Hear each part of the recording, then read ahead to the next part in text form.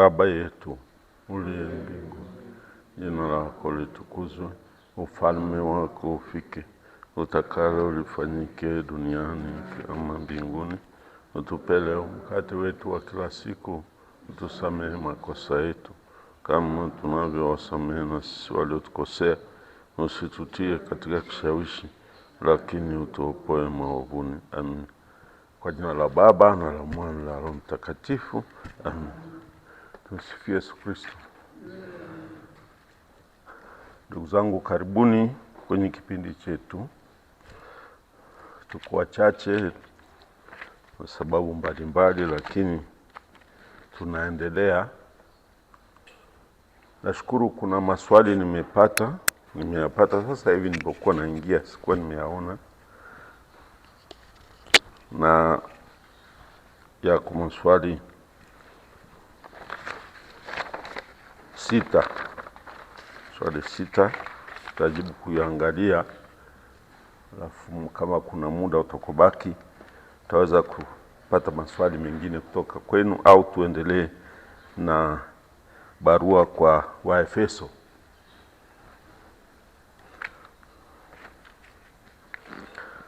Katika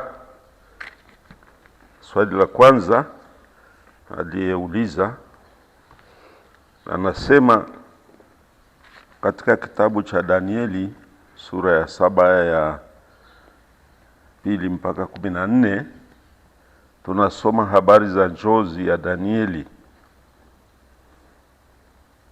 Naomba kuelewa njozi hiyo ina maana gani. Kwanza, mwenye pembe 4 ni nani? Alafu pili, mzee wa siku ni nani? Na yule mmoja aliye mfano wa wanadamu ni nani? Basi tunajua kitabu cha Danieli ni kitabu kilichoandikwa kwenye karne ya 3 kabla ya Yesu. Sio cha zamani sana. Ni kitabu kilichoandikwa si miaka mingi kabla ya kuzaliwa Yesu mwenyewe. Kwa hiyo kilikuwa kinajulikana sana wakati wa Yesu, kitabu cha Danieli. Katika kitabu hiki kina sehemu mbili kuu.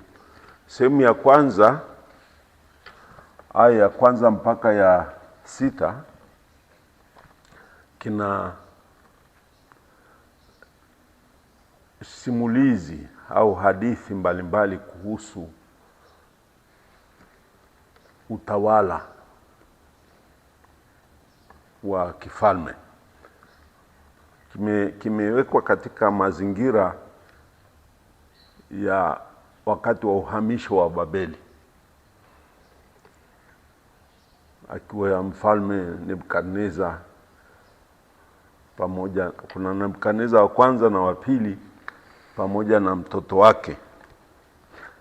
Kwa hiyo kitabu hiki ni cha pekee. Ni kitabu chenye mfano mkubwa wa namna vitabu vya ufunuo vilivyokuwa vinaandikwa. Tunaita apocalyptic writings, vitabu ambavyo vina literature, yani mfumo wa kuandika ambao unatumia ishara ya alama, unatumia majina bandia, kinatumia hata namba ambazo zinapaswa kutafsiriwa na yule anayesoma. Ni kitabu kimeandikwa kwa watu ambao hawana uhuru, watu walio katika mateso, na kwa hiyo kinatumia ishara na maneno au lugha ya maficho, wasio wakagundulika wakauawa. Ni lugha inayoandikia watu wanaowasiliana kwa siri, ndio maana kinaitwa ufunuo. Yule ambaye anaandikiwa anafahamu lugha ya yule anayeandika, lakini mtu ambaye hayuko katika kundi hilo hataelewa anachosema. Ni mazingira ya namna hiyo, mazingira ya ukandamizaji, utawala ambao unakandamiza baadhi ya watu au vikundi vya watu, na kwa hiyo lugha ya wale wanaokandamizwa haipaswi kueleweka kwa wale wadhulumu wao. Tunaita ni cryptic language, manake lugha iliyofichwa. Crypto manake to hide, hidden language. Ndio manake naitwa kitabu cha Ufunuo. Hata kitabu hiki tunachosema cha Ufunuo ni kitabu kinaandikwa wakati Wakristo wanateswa, wanakandamizwa, wanauawa. Na kwa hiyo Yohane anawaandikia watu ambao wanaelewa lugha yake. Lakini yule mtawala, hata kama wanamsema hapa haelewi kwamba wananisema mimi. Wanaweza kusema ni simba, wakiwa na maana ni mnyama mkali, wakiwa na maanisha watawala au mtawala ambaye ni mkali, na wao wanakuwa kama victims, yani wahanga wa utawala huo. Kwa hiyo ni kitabu cha namna hiyo. Danieli ni kitabu kinachoandikwa baada kabisa ya matukio ya Babeli. Wakati wa Babeli litokea kwenye karne ya 6 kabla ya Yesu. Karne ya 6. Mwaka 590 mpaka 540. Ndio kipindi cha utawala, uhamisho wa Babeli. Ndio wakati huo Danieli walikamatwa, wakapelekwa uhamishoni pamoja na vijana wengine, na hata hawakurudi. Wakakulia kule. Wakina Danieli, Abednego na wengine walikuwa ni vijana wa ukoo bora, na kwa hiyo walikamatwa pia. Wote waliokuwa wa ukoo bora, waliokuwa wasomi, walikuwa na ufundi maalum wa ukoo wa kifalme, walipelekwa Babeli uhamisho, na wengi walifia huko. Na Danieli wakati huo alikuwa mtoto, na kwa hiyo walikamatwa wakapelekwa Babeli pamoja bila shaka na wazazi wao. Sasa kitabu hiki tunachokiita kitabu cha Danieli kiliandikwa wakati matukio yanayoelezwa kwenye kitabu cha Makabayo yanafanyika. Sasa muende, matukio yanayoelezwa kwenye kitabu cha Makabayo cha kwanza na cha pili yalifanyika katika karne ya tatu ya pili BC kabla ya Yesu. Wagiriki walikuwa wanatawala wakati huo huko Palestina. Wagiriki walikotawala mpaka wakatawala karibu na India walishindwa kuingia, na China, lakini walitawala sehemu yote mpaka sehemu zote za Misri na kaskazini mwa Sudan. Wakatawala mpaka sehemu za Morocco huko na Tunisi. Wagiriki wakatawala sehemu zote za Mediterranean. Ndio mfalme Konstantino alikuwa anatawala. Kwa hiyo utawala wa Macedonia ndio alikuwa mkuu emperor, tawala mpaka Asia, Middle East and the same zote za Mediterranean, Italy, Roma, Spain na kila mahali kwa tawala. Na ndio wakati huu kwenye karne ya pili mwaka 200 na kitu, labda miaka 250 mpaka 150 kwenye karne hiyo nzima, utawala wa Wagiriki wa Yunani ulikuwa very strong na walitawala kila mahali. Kipindi hiki ndio Epifane Antioko alikuwa anatawala Palestina, nchi takatifu, pamoja na Syria, Lebanon na nchi zote hizo. Na akataka yule aliyekuwa anatawala, walikuwa watawala wawili, watoto wa mfalme wa Macedonia aliyetawala yule the Great, Constantine the Great, Alexander the Great, samani ni Alexander sio Constantine, inachanganya Constantine. Alexander wa kwanza, yule mfalme mkuu, alipofariki mamlaka yake yaligawanywa katika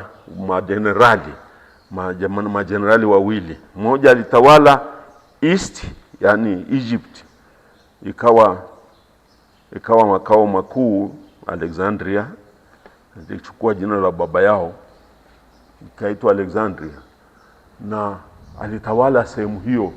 Ndio mfalme wa kwanza, yani jenerali mmoja. Jenerali wa pili aliitwa Epifane, alitawala sehemu za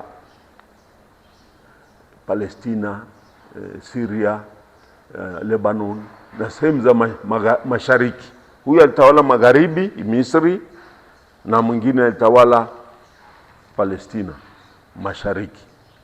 Kama jenerali wawili. Huyu jenerali alitawala kule Alexandria, Misri, alikuwa kidogo open. Alikuwa mtu ambaye alikuwa si mkandamizaji sana. Hakutaka kuimpose, kukandamiza na kuonea wanyonge. Huyu alikuwa wanampenda, huyu ambaye alitawala magharibi, utawala upande wa magharibi, jenerali huyu. Kwa hiyo aliruhusu watu waabudu miungu yao, aliruhusu watu waendeshe maisha yao, lakini wawe na utii kwake. Kwa hiyo huyu alikuwa ni kama Farao ambaye alikuwa mtulivu, mtu wa uhuru, mtu ambaye alipenda na kukuza watu aliowatawala. Kwa hiyo watu wa magharibi, Misri, walikuwa na jenerali mtulivu na hakuwa na shida kubwa, na aliwaruhusu hata watafsiri Biblia kwa lugha ya Kigiriki ambayo tunaita ni Septuaginta. Biblia ya Kigiriki iliitwa Septuaginta. Ni huyu ambaye aliwaruhusu watafsiri ili waweze kuabudu kwa uhuru zaidi, waweze kuelewa wanachosema, kwa sababu watu waliokaa diaspora, waliokaa huko ugenini, Wayahudi waliokaa ugenini, walisahau hata lugha yao mama, yani Kiebrania. Hakuweza kusoma tena. Watoto waliozaliwa huko miaka 100 walikaa huko ugenini, hawamesahau hata lugha ile mama, walikuwa wanaongea Kigiriki. Na kwa hiyo akaamuru, akawaambia viongozi wao, waandishi 70 waliokuwa mahiri, the scribes, akawaambia mtafsiri Biblia yenu na mimi nitatoa fedha kuwatengenezea ngozi maalum, scrolls, muandike kitabu hiki. Nyinyi wa zamani mnajua Kiebrania vizuri, mtafsiri kitabu chenu kitakatifu kwa lugha hii, watoto wenu waweze kusoma na kuelewa. Akawaambia watafsiri kwa lugha ya Kigiriki, na ndio kinachoitwa Septuaginta. Hapo ni mwaka 250 mpaka 180 walikuwa na tafsiri kitabu hicho. Lakini yule wa mashariki, jenerali wa mashariki ambayo nimesema aliitwa Epifane, huyu alikuwa mkatili sana, na alitaka watu wafuate tamaduni, wazungumze lugha, waishi na kama Wagiriki. Akafisha mila na desturi za watu wa mahalia. Kwa hiyo hakutaka Wayahudi wazungumze Kiebrania au Kiaramayo, wazungumze Kigiriki. Na alitaka wafanye michezo ya Kigiriki. Ni Mgiriki ambaye alitawala kwa mabavu, na kuambia hakuna kuabudu miungu yenu, mnaabudu miungu ya Kigiriki, yule Epifani. Na ni wakati huu tunasikia sasa wa Makabayo wana revolt, wana goma na wanaasi. Asante sana. Wanaleta uasi wa Makabayo, wakina Simon na Yuda wakaasi. Ni kipindi hiki sasa. Kipindi hiki hawakuwa na mtetezi. Makabayo wako misituni, wanapigana vita vya misituni, guerrilla warfare. Baada ya miaka ilikuwa kama miaka 40 waliweza kushinda ile vita ya porini, ya miambani huko na msituni. Sasa watu waliobaki, sasa Wayahudi wenyewe walikuwa wamegawanyika.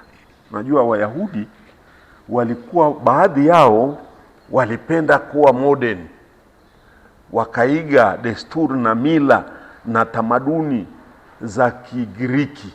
Wengine walisema ai, mambo ya zamani, sisi tunataka michezo ya Kigiriki. Wakatengeneza hata amphitheaters. Kuna hata ukienda sehemu za Magdala, ukienda sehemu za Efeso, ukienda sehemu za Nablus na sehemu nyingine kaskazini kule, utakuta kuna sehemu za michezo kama Wagiriki kabisa. Na wao wakataka hata Yerusalemu wajenge amphitheater namna hiyo ya kufanya hiyo michezo ile ya Kigiriki, marathon, fighting na vitu kama hivyo. Wengine walipenda hilo. Kama hata sisi kwetu, sisi tuna watu ambao utafikiri ni wanaabudu wazungu kuliko mila zao. Hata anafundisha watoto wao waongelee puani, sio tena wazungumze Kiswahili cha kawaida. Mary, sio Mary, lakini Mary. Na watu hata kati yetu mtasikia msiwaseme, mnajua mnashangaa huyu kijana, wasichana wetu Mary, Maria wapi Maria? Ndio wasikiliza sema wazazi hawawaambii kwamba hatuna Maria. Na shangaa sisi tuna Maria ambayo ni more original. Tunajidharau, nguo zetu tunashona vinguo na visuruali, tunatundika makalioni yanakuja kukaa huku. All this is foreign, not African. Wakiona mtu ambaye amevaa rubega kama wa Masai wanadharau, navaa visuti hata wakati jua linawaka sana kama sasa. Mtu amevaa suti na tai, anatoka jasho bado anajibana kule. Mimi lazima nionekane kama Mwingereza. Wapi na wapi? Sasa kuna Wayahudi waliokuwa na desturi na mtazamo kama huo, kuza mila na desturi za Kigiriki. Wayahudi wakagawanyika wenyewe. Wengine waliona hamna shida kula nyama nguruwe, kudharau mila na desturi za Kiarabu za Kigiriki na kuacha hata kuabudu Mungu wao. Waliona tuende tukaabudu sanamu za Kigiriki, Zeus na nyingine, wakina miungu kama Asteroth na wakina miungu ya Kigiriki. Walienda hata walipotoa ile altare kule hekalu la Yerusalemu, hawakureact. Waliona sorry, go away with it. Wakaweka ni sanamu la Zeus, mungu wa Kigiriki. Hiyo kwa wengine waliumia, ndio inaitwa abomination, laana. Lakini wengine, it was so the Jews were also separate, mtazamo wao. Na katika vitabu fulani ambavyo vimeandikwa kama Odes of Solomon, waligombana hata wataka kupigana. Wale Wayahudi walioshikilia mila na desturi zao, wale ambao tunawaita Wahazmonea waliokuja baadaye kutokana na Makabayo, waliokimbilia msituni kupigana kwa ajili ya kushikilia sheria, Torati na mila za Kiyahudi. Waligongana sana na wale ambao walikaa mjini kule Yerusalemu, wanasema hizi mila za zamani, Mungu wa zamani tuchukue Mungu mpya. Ilikuwa hivyo. ni kipindi hiki. Sasa wale waliokuwa mjini ambao walitaka kushika mila na desturi za baba zao za Kiyahudi, walihitaji encouragement, walihitaji moyo wa kushikilia hizo. Ndio wakati kitabu cha Danieli kinaandikwa. Kitabu cha Danieli kimeandikwa ili kuwaimarisha wale walikuwa wanapigania Torati na mila za desturi za Kiyahudi wakiwa nyumbani kwao, sio wakiwa ugenini. Sasa kitabu hiki kinaonyesha nini? Kitabu cha Danieli kinaandikwa sasa, sio kwa wakati huu. Wanatupa nje, we call it retrospective. Wanaandika matukio yaliyotukia wakati wa Danieli karne 4 kabla, wakayaweka wakati huu. Watu wanaposoma wanaelewa, lakini yule anaandika in the context of Nebuchadnezzar. Mmenielewa? Anaandika kitabu. Mimi sasa hivi naweza kuandika kitabu, au wewe unaweza kuandika simulizi fulani au makala fulani, unaongea wakati huu, lakini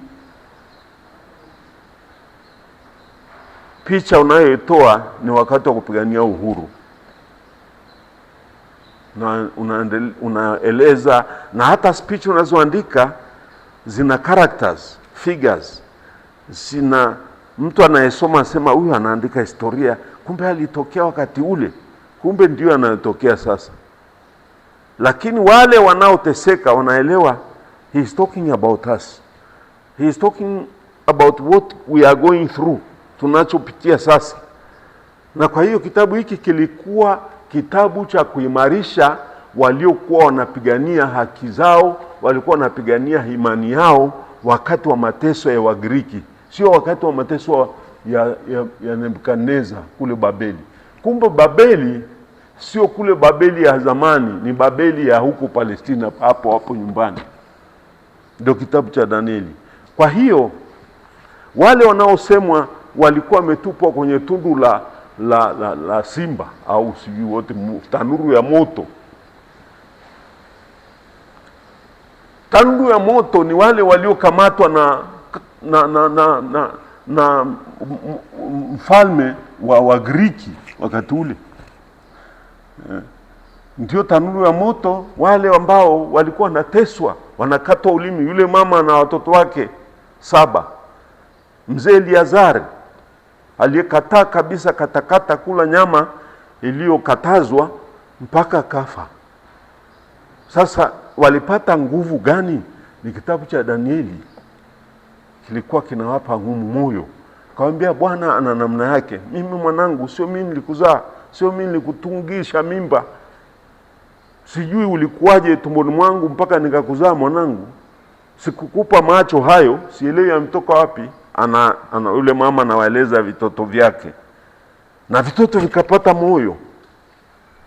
Hivyo kitabu cha Danieli kinaeleza matukio yalikuwa yanafanyika. Danieli anakataa, anamwambia hata kama Mungu wangu hatafanya kitu, sisi hatutakutii mfalme. Tuko tayari kutupwa motoni huko kwenye tanuru. Na kweli walitupwa huko. Sasa kile kitabu kinaandika namna Mungu alivyowaokoa, akatuma malaika wakafumba ile mafumba ya kinywa cha simba, hawakuwatafuna. Akazima ule moto, haukuwagusa hata harufu ya moto au kuwakamata, wakatoka wazima. Na Mungu atawaokoa wale wanaoteseka kwa ajili ya kumtii yeye na sheria zake. Hivyo wanapata moyo, Mungu atatutetea kwa namna yake. Hata kama hatuoni sasa, hata kama tunakufa sasa. Najua mama yule amwambia mwanangu, usiogope kufa kwa wakati huu. Nitaumia sana kama nitakapokwenda kule, nitaungana na ndugu zako, wewe haupo. Simama imara mwanangu, usiogope maisha hayo mafupi. Hao wanaotutendea haya watapata adhabu yao. Wewe kuwa imara, ukatae hayo wanayotudanganya nayo. Sisi tushikilie desturi sheria ya Mungu, tushike Torati, na mwisho tutapata tuzo, tutapata mwili mwingine mwanangu. Ndio ikawa hata wazo la kuwaombea marehemu. Maaskari ambao wamepoteza maisha yao wako kwa Mungu, hawajapotea. Na kama hata walikuwa na kasoro, tuwaombee ili wapokelewe kwa msimamo wao. Sasa kitabu cha Danieli hivyo hivyo kimeandikwa ili kuwapa moyo na kuwaimarisha wale waliokuwa wanapitia mateso wakati wa ufalme wa Antioko Epifani. Kwa hiyo maswali haya muelewe sasa, yalikuwa na kitabu hiki cha Danieli kina sehemu mbili. Sehemu ya kwanza ni simulizi zilizokuwa zinawaimarisha watu waliopitia mateso. Sura ya kwanza mpaka ya 6. Kitabu hicho. Sehemu ya pili kinatoa aina nyingine, kimeandikwa ni maandishi aina nyingine yanayokuja. Ni kitabu kinachoongelea mambo yatakayokuja mwisho wa nyakati. Kuanzia sura ya 7 mpaka 13, 14. Ndio kitabu cha Danieli kimegawanyika hivyo. Sasa huyu anauliza ile sura ya 7 ni simulizi la kwanza la mambo yajayo, ambayo yana lengo lile lile. Haya yanayofanyika sasa mwanangu yanapita. Kuna power kubwa zaidi na Yona inakuja. Kwa hiyo anayezungumzia vision, maono anayoyasema yana lengo la kuwaimarisha bado wale wanaopitia magumu. Licha zile tunaita court simulizi au hadithi za kasri, kwenye kasri ya kifalme, those court narratives, stories. Lakini kuna sasa mtu huyu anaandika sehemu ya pili ya kitabu hicho, kinaeleza matukio yatakao kuja baada ya wakati huu. Ndio anasema mimi Danieli nikapata maono.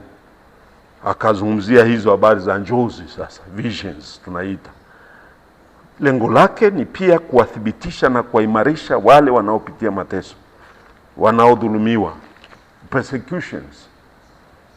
Kwa hiyo kitabu cha Danieli kieleweke hivyo.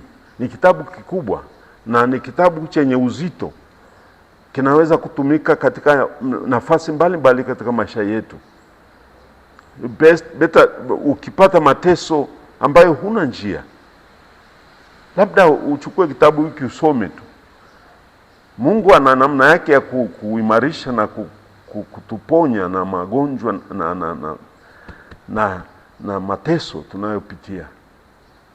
Basi sometimes sisi hatuelewi anavyofanya kazi, lakini kitabu hiki kimetuzwa karne na karne na karne kwa sababu kimetumika sana na watu waliopitia katika ugumu wa maisha. Na anaposoma chenyewe kina hili, kinakupa nguvu. Hivi kama Mungu alifanya haya, kwa nini asifanye katika maisha yangu? So it is both. Kitabu hiki kinania pia sio tu kuponya jamii nzima, hata mtu binafsi, hata jumuiya, hata familia ndogo tu anapata hueni akisoma Mungu anavyoingilia katika maisha yetu. Na kitabu cha Danieli hiyo sura ya 7 basi ina hiyo njozi namba 1. Ni ya matukio ya anainua matukio ya hapa anayepeleka in the heavens, yanatokea mbinguni. Anazungumzia kuhusu, tunaposoma habari za njozi za Danieli, anasema mnyama mwenye pembe 4. Tunajua sasa 4 maana yake nini? Katika Ufunuo, kitabu cha Ufunuo, vitabu maandiko ya kiufunuo, apocalyptic literature, namba zina maana tofauti na zina maana yake, na wale waliokuwa wanaandikiwa wanajua. Anapozungumzia kwamba mnyama anasimama kwa ajili ya nini, anaweza kuwa mnyama mdogo au anayeonewa au anayeonea, mwenye nguvu au dhaifu. Kama ni dhaifu, anakuwa ni yule anayekandamizwa. Kama ni yule anayekandamiza, mwenye nguvu na kutisha, huyu ni wale wakandamizaji, maana ni falme. Kwa hiyo ukisikia mnyama inategemea anawasilishwa kwa vipi. Anawasilishwa kwa nguvu au kwa unyonge. Lamb, kondoo, sio kondoo anazungumzia kondoo au mbuzi nasaidia nini. Kondoo ni Yesu Kristo. Mnyama anasimama, hawatumii neno Yesu, wanatumia mnyama ambaye ni kondoo. Au anatumia mtoto, lakini mtoto huyu ni mwenye nguvu, akitumia unyonge, udhaifu ambao una nguvu, ili nguvu zilizofichwa ni Yesu Kristo. Kwa hiyo tuelewe maandiko haya yanaitwa maandiko ya kifunuo, kama Danieli au kitabu cha Ufunuo wa Yohane kinaandikwa hivyo. Kwa hiyo njozi hii inasema mnyama mwenye pembe hakika ni mfalme, na pembe ni nguvu, authority, utawala ni pembe. Pembe daima zimetumika kama ishara ya mamlaka, ishara ya nguvu, ziwe za kijeshi, ziwe za kiutawala, ziwe za nguvu ambazo mwanadamu anaweza kuwa nguvu za kifedha. Katika jamii watu wenye nguvu ni watu matajiri. Kwa nguvu zinategemea ni nguvu gani. Sasa hapo anaposema ni pembe, manake ni nguvu zinaweza kuwa za kiutawala, authority. Yes. Zinaweza kuwa nguvu za kijeshi, zinaweza kuwa nguvu za fedha, mali. Hizo ni authority, ni power. That is power. Kwa hiyo hapa anasema pembe nne, manake ni kamili. Ana nguvu nyingi sana. Huna namna ya kuescape power yake, authority yake, utukufu wake, yani enzi. That's a pembe ni enzi, nguvu. It is if you kama una defy, unakataa utawala ule, pembe na kutoboa inakumaliza. So pembe ilitumika kama ishara ya authority, power. Na hapa anaposema pembe nne, manake anatawala direction zote. Pembe nne, manake yuko ana mamlaka kaskazini, kusini, mashariki na magharibi. Mtawala huyo ni nani? Kaisari, au anaweza kuwa Mfalme Alexander the Great, ambaye alikuwa anatawala mashariki, yani Mesopotamia, alienda mpaka China, mpaka milima ya Tibet kule. Ikashindikana shauri ya barafu, akatia huko akafia njiani huko na mbu. Kwa hiyo alikuwa ni mtawala mwenye pembe nne. So is the pembe nne ni utawala wa Kigiriki. The empire. Natawala Misri, natawala kusini huku Yemen, huku sehemu hizi za Negev. Sote ametawala, amepitia, akapitisha jeshi mpaka Himalaya kule. Ikashindikana, karudi. Wahindi walimjia na matembo. Kusoma Wahindi walikuwa na jeshi lao lilikuwa linatumia tembo, na walishindwa sasa kuwaua matembo yale, na kuja matembo 50,000 yanakanyaga viaskari, vinakuwa kama doli tu. Kwa hiyo walikuwa na majeshi ya namna hiyo. Wahindi walitumia sana tembo kupigana, na kwa hiyo walipokutana jeshi ya namna hiyo hakutegemea. Sio tembo, Wahindi wana tembo mpaka leo na wanawatumia katika kazi za nyumbani. Kwa hiyo walitumia majeshi ya namna hiyo. Wagiriki wakashindwa kuvuka ile milima waende mbele, wakashindwa kutake over India. Walitaka kuchukua India, huyu mfalme Alexander the Great. Na kule China walikuwa na iron weapons, walikushafika mbali sana. wa China wakurufu sana, wakashindwa kuwa defeat, na milima ile ilikuwa migumu kwao, wakashindwa. Lakini utawala wake ulisikika kila engo, north, south, east, west. na ndio pembe zile, utawala ulioenea. Nafikiri naeleweka sasa. Kwa hiyo huyu mnyama ni utawala wa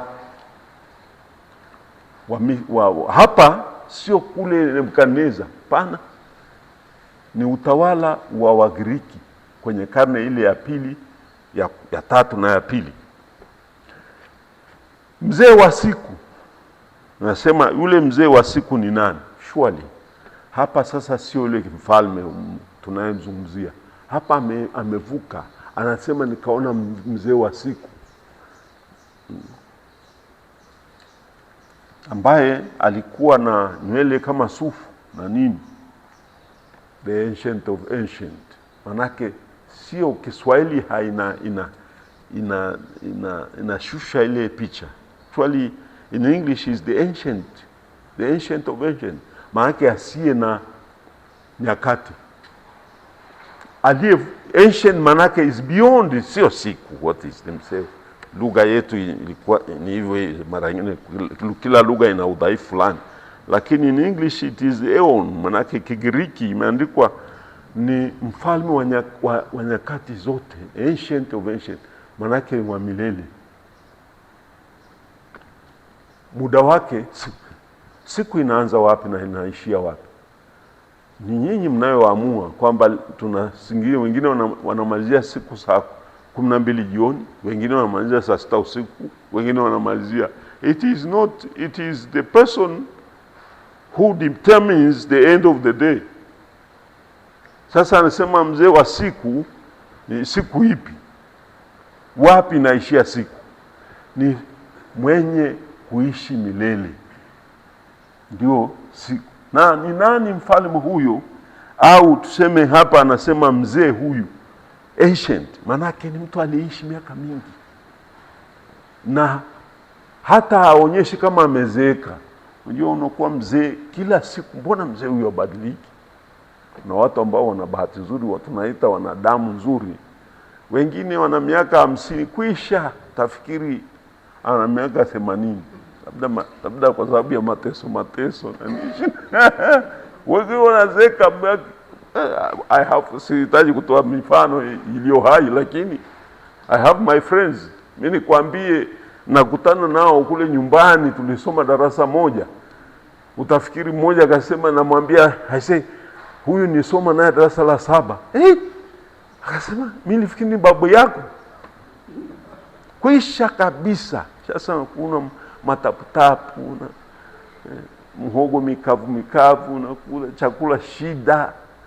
Wameshagombana, familia mavunjika, mateso. Anapika mwenyewe ugali unamwagikia, mara na amechoma miguu na sasa shida. Alafu anakunywa gongo, miguu anatembea na fimbo. Sasa is my one of my relatives. Kamwambia, unapata chakula? Acha tu wewe nipatie 12,000 tu niweze kwenda kununua kilo ya sukari. Mwangalia, kwa kweli is my classmate, tumekuwa naye mtoto mpaka tumaliza darasa la 7, lakini amekwisha. Sasa ukimkuta utafikiri mimi ni mtoto wake. Huyu anaitwa mzee wa siku au nyakati zote, ancient, wa zamani, mzee wa ancient, nyama wa zamani, ancient of ancient, maana wa zamani zote, maana ni wa milele. Huyu ni Mungu mwenyewe. Mzee huyu ni Mungu mwenyewe ambaye hana nyakati, yupo daima na yupo katika utimilifu wake. Manake mtu mwenye umri aliyekomaa, kwa nini aliitwa mzee? Anaitwa mzee kwa sababu ana elimu yote, omniscient, ana busara yote. Mungu sio mtoto ambaye anajifunza, ni mtu anayejua kila kitu, ana busara zote, the day of wisdom. Watu wenye wanaofanywa mahakimu mara nyingi sasa, hata kama hana ndevu au hana, pengine siku hizi huku kwetu wana ndevu, lakini wenzetu huko East uweze kuwa tuseme kuhani bila ndevu. Niliwaambia wanafunzi, In the East, you cannot be a Buna kama huna ndevu. Haiwezekani. Kweli, the Orthodox priest, you cannot, wanakufukuza tu, you can't. Huwezi, msiende kuhangaika, kuna mmoja ana ndevu pale anaonyesha za kwake, sawa tu bwana. Lakini kama una ndevu kwa kweli huwezi kuwa kuhani. Niende mkaulize au mchukue picha yote ya watu kutoka the Orthodox, the Armenian, the Assyrian, the Akkadian churches, all the Chaldean churches, Egyptians, Ethiopian churches, zote Orthodox, Coptic, Greek, zote makuhani wote. Na hata mimi nimeenda pale nikaoneka, ukashangaa when I went to the altar. Wakaniuliza, are you a priest? Manake waliona sina ndevu. Wakati nilikuwa na vindevu ovyo ovyo, lakini nilikuwa naweka ndevu kwa kweli. Kwanza wakati nilikuwa na ndevu. Nimeondoa miaka kama 10 iliyokaa 15 ilipita nimeondoa. Lakini nilikuwa na ndevu. Kwa sababu wanakuuliza, are you a priest? Always. But if you have some kind of beard, you are accepted. I don't know the reason. The reason is authority. Ancient of ancient means authority. One who has wisdom. Tuwezi kuleta kuhani wewe ni mtoto, hapana. So you must be wise. You must have good knowledge. Ndio hiyo ilikuwa ina maana hiyo. Sasa hapa ancient of ancient, mzee wa siku kwa lugha yetu, ni yule ambaye ana elimu yote, ana maarifa yote, amepitia yote, anajua yote, omniscient, anajua yote. Ni yule mwenye busara kamili, ambaye mataifa yote yatamsikiliza. Ndio huyu mzee wa siku, sio kijana. Kwa hiyo Mungu ndiye mzee wa siku. Ni lugha ya Mungu haonekane. Kwa hiyo unachora picha hii, Mungu sio ana mwili. Unamchora mara nyingine sana, na kwenye picha zile wanamchora amekaa kwenye kiti cha enzi na ndevu refu sana zimefika mpaka kwenye kitovu. Mungu hana ndevu. Nani alikuwa? What? Kitabu cha Mungu na wanadamu. Ndio hiyo. Nasema ni namna hiyo wametoa huku. Wametoa hiyo picha kwenye kitabu cha Daniel, lakini Mungu hana ndevu. Na ndio hiyo, lakini kwa Mungu ambaye ni Mwafrika, angekuwaje? Kama angekuwa Mwafrika, unafikiri angekuwa na ndevu flowing beard mpaka huku? Wengine haziote, ingine ndevu zetu za pilipili zinajisokota mpaka unamkimbia tena njiani. Sasa nafikiri ni mumiani. Sasa hii haiendi. Mungu hana ndevu bana. It is a presentation according to culture. Unaweza kumwasilisha Mungu kadiri ya tamaduni, mazingira, mahali ulipo. Kwetu sisi tungemweka Mungu kwa picha gani? Unafikiri kwa ndevu? Niambie mzee. Sasa wewe mtu mwenye busara, sisi wa Afrika tunamwasilisha vipi? What would be the image? Kwa kipara nyeupe. Yes, hiyo ni sawa. Na huyu Mungu huyu, hizi ndevu zake ni nyeupe. It's not black, ni nyeupe. Manake ameishi miaka mingi. Na kwetu sio ndevu, kwa sababu ndevu kwa Waafrika tuna aina fulani nyingine, jinsi zetu tofauti. Lakini kwetu wazee wana ndevu, nywele nyeupe au kipara mpaka kinafika mgongoni kama cha mzee hapa. Hicho sio cha kuchonga kama vijana hapo wanakuwa wahuni wanachonga. Kuna askofu alifukuza mashemasi nje, toka. Mimi sikutambui kwa sababu alikwenda kwake wamepiga upara. Akasema nyinyi wahuni wa wapi? Wahuni. Askofu wa Moshi. Yes. Hapendi kuona mapadri wanapiga upara, na sema hii ni mtindo wa kihuni hapa mnaiga huko nje. Kuwa na nywele fupi safi. Sasa hii unalikuja upara. Kwa nini unakuja upara? Tunaomboleza wapi? Kama una kipara natural, hicho ndio cha busara sasa. Kama ni lakini hii ya kupiga wembe, angalia shemasi, usiende kule. Kama unaenda kule Moshi unapiga upara, wana doubt what why? Sindi askofu hawa ni moja ni classmate, moja alikuwa mwalimu wangu, wote wawili kupiga kipara watakuhoji. Mmoja aliye mfano wa mwanadamu.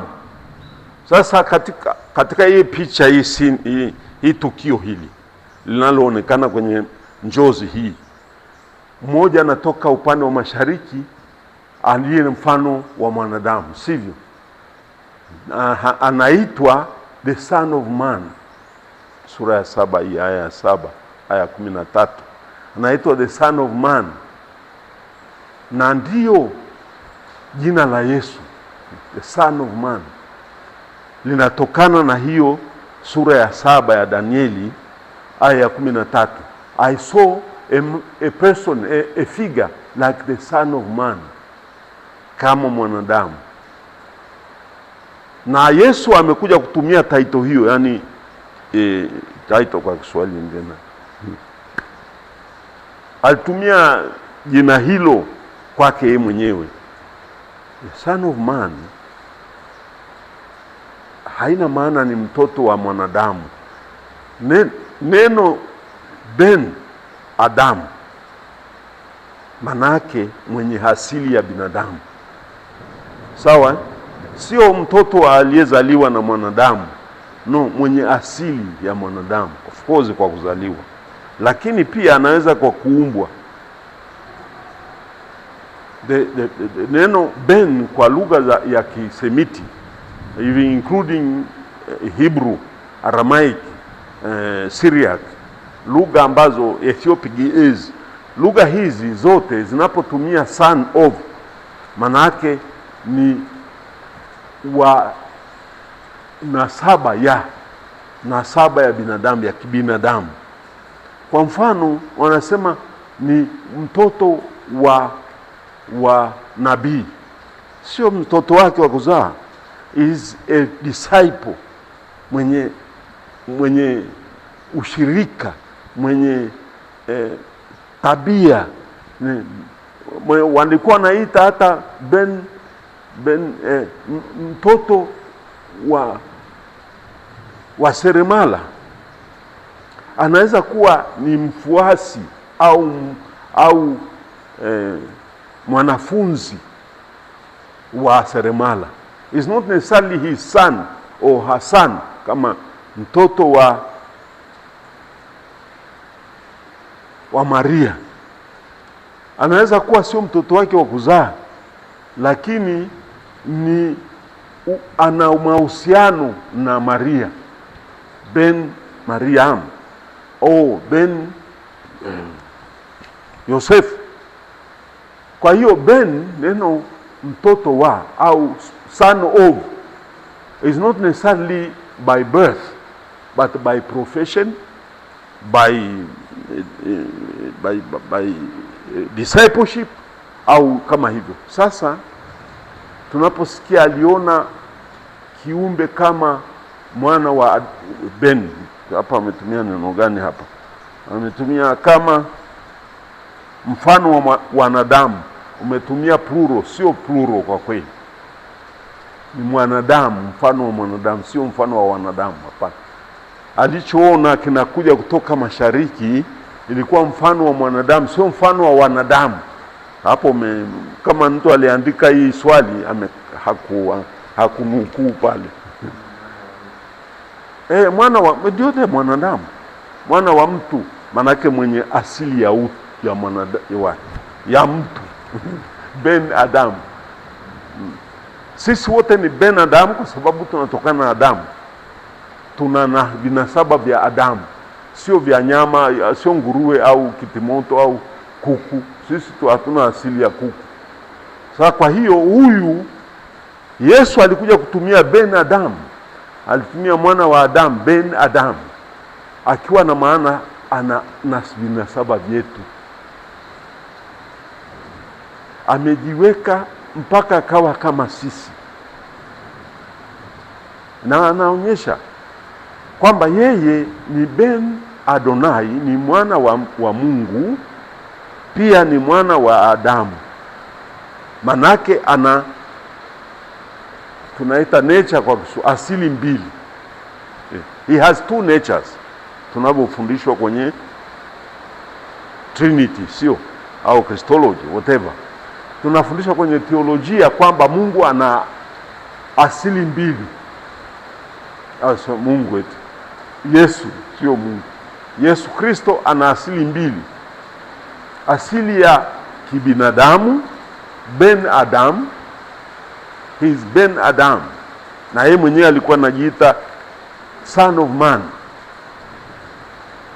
Alafu ana asili ya kimungu, Son of God. He has two natures, divine nature and human nature. Na hizo anazicombine into one. Wamefundishwa one person. Yes, nafsi moja. Ana nafsi moja yenye vinasaba asili mbili, tuseme hivi. Basi hii ni asili moja. Sasa huyu anayekuja sio hapa, anayekuja upande ule kwenye hiyo njozi aliyokuwa nayo hakuwa na asili ya kimungu. Alikuwa na asili na binasaba vya binadamu. Kwa hiyo aliona ni mtu. And who is this? Who is coming? He was not there. But hakuwepo pale kwenye kile kiti cha enzi. Lakini alikuja katika hivyo imetoka. Kwa hiyo huyu Danieli anaonyesha kitu ambacho kitakuja baadaye. Na huyu atakaye kuja ni Ben Adam, mwenye asili ya kibinadamu, ambaye atakalishwa kwenye kile kiti cha enzi. You see? Na ndio Yesu atakuja. Awali hakuwa na asili ya kibinadamu. Nafsi ya pili ya Mungu haikuwa na asili ya kibinadamu. Siseme eti toka awali alikuwa na asili ya kibinadamu. Hapana. Alikuja kuipata kwa Maria. Nafsi ya pili ya Mungu ilikuwa divine person only. Then he decided to become Emmanuel, kuwa pamoja nasi. Akachukua vinasaba vyetu, akachukua ubinadamu wetu, akauvaa. Akawa pure human being. Na sio kwamba ameigiza, kwamba amebandikiza tu. Hapana. Alitransform. He became incarnate. Ikawa pamoja. Kwa hiyo hata mbinguni sasa ni binadamu. Sio kwamba ameacha ubinadamu kule kaburini. No, when he woke up, he could only be understood and known. Angeweza, alijulikana tu kwa kuona utu wake, akashika vidonda vyake na his human nature. Sawa?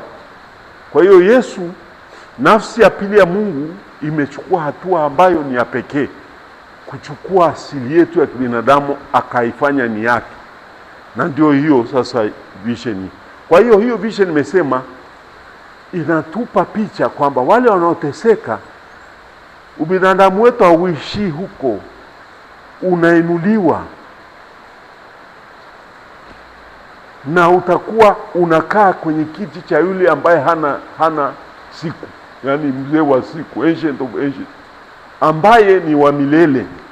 Kwa hiyo binadamu wetu utakuja kuwa wa milele, but only when utakuwa umeunganika na umungu wa ile nafsi ya pili. Sawa? Huwezi kuwa wa milele kama huwezi kupata ile ukalisho kwenye kiti cha enzi kama huna binasaba vya kimungu. Binasaba vya kimungu tunapewa na Yesu Kristo, tunaunganika naye. Na hii sisi tunaoamini wa Kristo tunaunganika na Mungu katika ubatizo, tunapewa ile neema ya utakaso. Swali la kwanza nimemaliza, hata kama nimetumia muda wa kutosha. Tena nimeanza mbali kusudi maswali yanayofuata yawe rahisi zaidi. Swali la pili,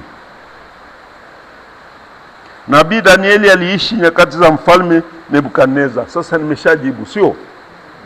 Mmeelewa kwamba Nabii Danieli ndio kihistoria aliishi wakati wa Nebukadneza. Alitekwa nyara pamoja na wenzake wale waliokuwa wametoka kwenye koo za bora zile za nobo, wakapelekwa uhamishoni na wazazi wao na nani, na venyewe vilipelekwa huko, lakini wakaonekana walikuwa trained, wakawa na akili na busara zaidi, na Mungu akawajalia neema, wakapata nafasi ya pekee mbele ya mfalme Nebukadneza, wakapewa privileges. Lakini kitabu cha Danieli kiliandikwa wakati ule, kiliandikwa baada ya miaka 400, baada ya miaka 400 ya matukio ya Babeli. Kimekuwa miaka 400 baada ya matukio ya Babeli, kimekuja kuandikwa na watu wasiojulikana. Sio Danieli aliandika kitabu. Kama ni Danieli, sio Danieli yule aliyekuwa uhamishoni, ni Danieli mwingine, na ndio tunaita pseudonym. Manake vitabu vya ufunuo vinaandikwa na mtu ambaye hajulikani kwa kawaida, pseudonym, na mara nyingine anatumia jina la uongo, pseudo manake kwa lugha ya Kigiriki, pseudo manake uongo. Nim onomos, nim onomati, noma manake jina. Kwa hiyo wanatumia jina la bandia. Kwa hiyo ili Danieli, kitabu cha Danieli ni jina bandia, sio Danieli aliandika. Wanatumia yule akta mkubwa ni Danieli, sawa, lakini mwandishi sio Danieli, ni mtu mwingine ambaye hatumjui. We don't know who wrote the book of Daniel really. Hatujui nani aliandika kitabu cha Danieli. Na kuna vitabu vingi. Ningeanza mambo mengine hapa. Kwa hiyo vitabu vingine kwenye Biblia vingi tu. Hata ningestai kuleta matatizo, lakini hata vitabu vya Injili hizi kuna matatizo katika uandishi, nani aliandika. Kwa hiyo tunajua tu kwamba kitabu hiki kiliandikwa wakati wa mapambano dhidi ya utawala wa Kigiriki uliokuwa unawakandamiza Wayahudi, na kiliandikwa ili kuwapa moyo na kuwa encourage, kuwahamasisha wasimame kwenye mstari na kushika sheria na Torati pamoja na tamaduni za Kiyahudi. Watahiri watoto, waende kusali kwenye masinagogi, washike Sabato, wasile nyama za mfu, washike zile sheria za Kiyahudi. Na ili washike hii walihitaji watu katika mateso na kukamatwa na kuuawa, ili washike waweze kuendelea na Uyahudi, dini ya Kiyahudi isife, walihitaji kitabu kama hicho. Kwa hiyo kuna watu waliokaa, mtu mmoja au wakadhaa waliokaa wakaandika kitabu hiki. Kuna sio siku moja, kimeandikwa labda miaka 30-40, inaandikwa tu ili wasome na watoto wao wasome, wapate kumbe mwisho wetu sio hivi. Hata wazazi wetu, mababu miaka 400 iliyopita Wayahudi walipitia hayo kule Babeli.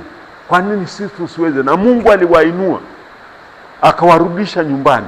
Sisi ingawa tunateseka sasa, tukatae, tushike mila na desturi zetu na sheria zetu, maana Mungu ataingilia kati tu, ataturudisha. Na kwa kweli miaka mingi haikupita, Wamakabayo waliwashinda Wagiriki, wakaja wakatakbaruku tena lile hekalu, na wakaondoa yale masanamu, wakarudisha hekalu katika hadhi yake, wakayashika maagizo mpaka Yesu alipokuja tena. Na Yesu akakuta hata Herode ameanza kulitengeneza upya. Kwa hiyo huyu Danieli ambaye anaelezwa kwenye kitabu cha Danieli aliishi yule true historical, tunaita Danieli wa historia, aliishi wakati wa Nebukadneza.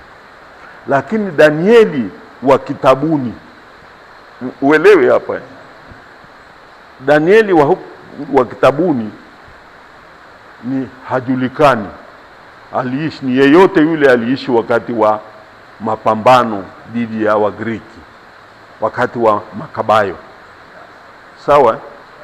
Yeah, ieleweke hivyo.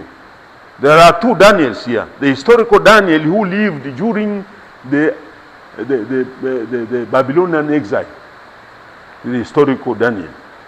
But there is the literary Daniel, Daniel ambaye anaelezwa kwenye kitabu cha Daniel. This Daniel is anyone who was against the Greek suppression, the Greek oppression, the Greek persecution. Yule aliyesimama imara, huyu ni Daniel. You can identify yourself with the Daniel. Inaeleweka hiyo.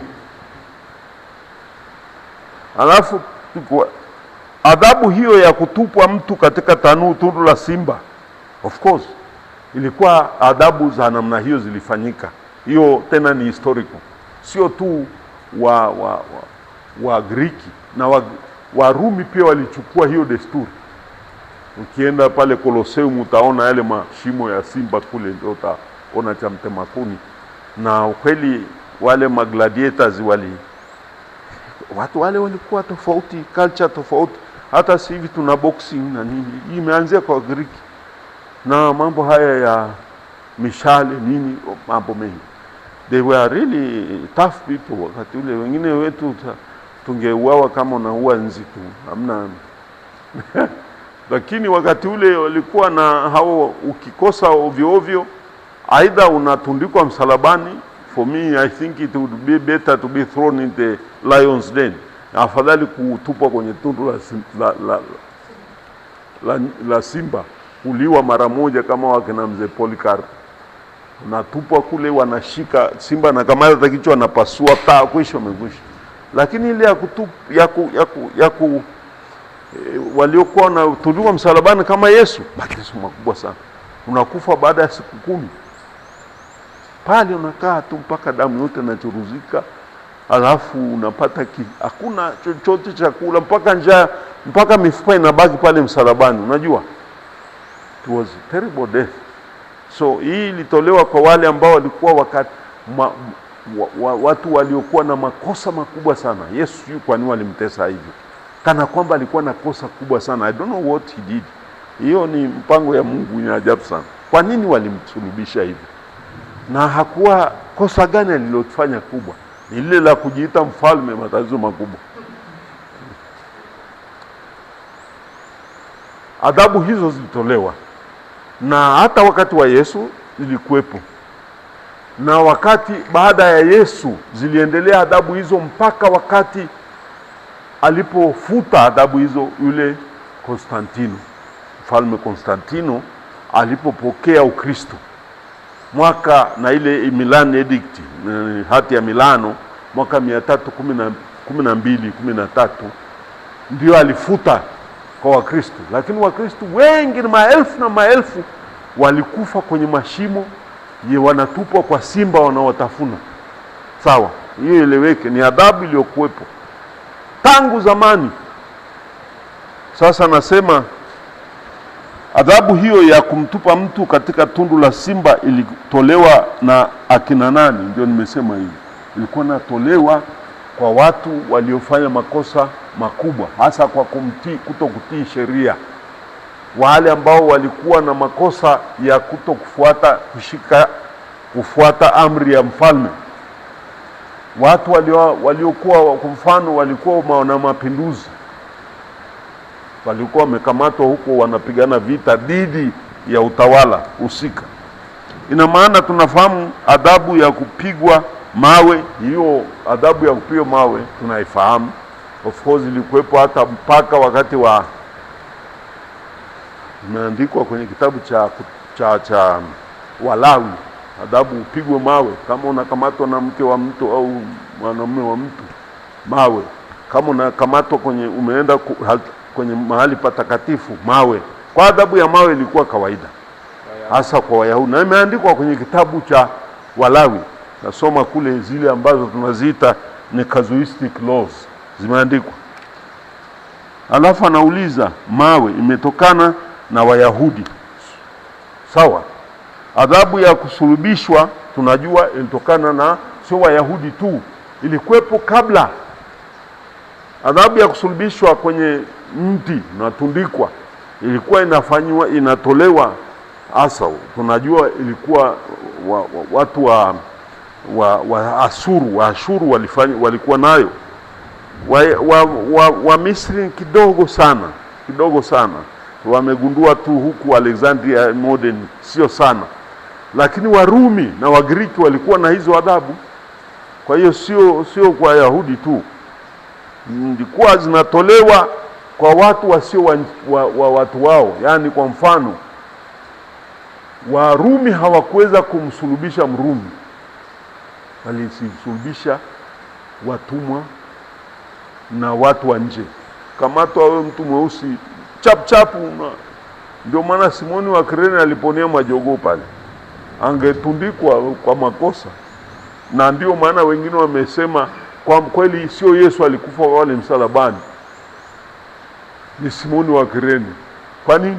Anasema walipomwona Mkirene yule, yani Mkirene ni mtu kutoka Cyrene, kutoka Tunisia huku, walipomwona walifikiri huyu ndio mwenye kosa. Unajua watu weusi sio tu mnagani. Nubians are always disadvantaged in this world. Kwa hiyo mmoja ameandika vitabu hivyo very early kwamba ilikuwa kwamba walikosea wakamsulubisha Simoni wa Kirene badala ya Yesu. Kwa hiyo Yesu alipoona kwamba ameponea pale, akaslide kwa katikati ya watu. Sio wao, Simoni si alibeba msalaba, alipofika pale Kalvario wakamkamata pale, funga kwenye ile nani nguzo zile, piga misumari. Asema sio mimi jamani, umesha kwenda. Maaskari wale walikuwa chapu, umeshapigwa nyundo ile, tunataka Pasaka ipite bwana, kamata. Kumbe sio yeye. Yesu alipoona kwamba wamemkamata, lakini sio ukweli watu msiende mkahubiri huko Yesu bwana alikimbia. Hizo ni simulizi zilizotokana na kwamba wengine walisema mwili wako umeibiwa, wengine wanasema watu alitoroka, wengine. Sasa hadithi hizo zilienea wakati wa Yesu, wakati wa karne ya pili ya tatu, na kwamba alikimbilia, tunaambiwa alikimbilia India. Wengine wakasema kule Himalaya kule alikimbilia huko, na kaburi lake liko huko sehemu za Pakistan, na wengine wamesema alikimbilia Misri. Kwa hiyo hizo simulizi zipo, lakini kwa kweli ni Yesu aliyoteseka pale. They couldn't make such a terrible mistake, kwa sababu kwa nini wamtese? Simoni alipofika pale aliondoa msalaba lake na akasema basi nimefika bana, wakasukuma kule wakamkamata Yesu. Basi ndio hivyo tunavyoelezwa. Kwa hiyo adhabu hii ilikuwepo. Kwa hiyo adhabu ya kusulubishwa ilikuwa sio kwa Warumi tu, hata nimesema ilikuwa inatumika sehemu kadhaa za Mashariki ya Kati.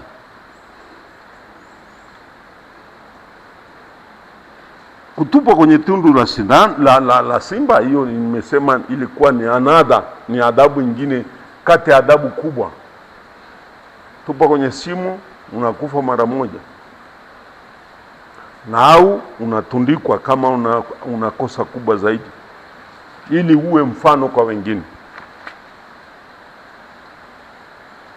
Tanuru ya moto ni adhabu nyingine, unatupa kwenye tanuru. Yote hizi adhabu zilifanyika karne zile